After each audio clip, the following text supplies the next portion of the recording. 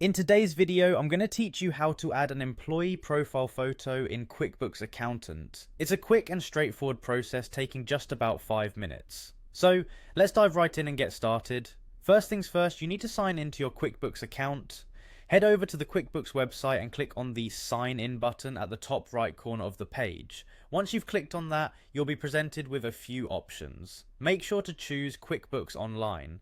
This option is crucial as it will take you directly to the online version where we'll be making the changes today. Next up, you'll need to enter your credentials. Simply type in your username and password, then click Continue.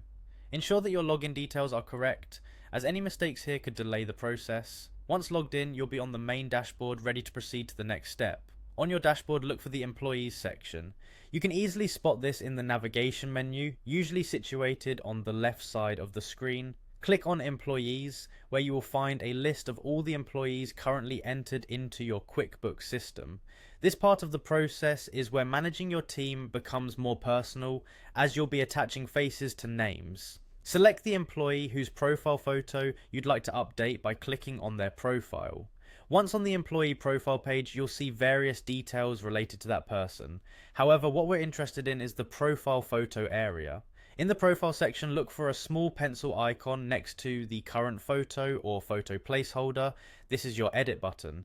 Click on it and it will take you to the uploading stage where you can add a new photo. It's a small, almost universally recognized icon, indicating that changes can be made, so it should be easy to spot.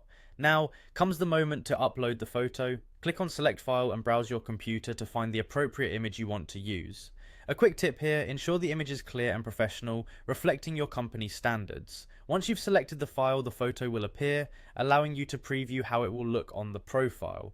Finally, the last step, make sure to hit Save. This will store the new profile image and voila, you now have an updated employee profile photo. It's that simple.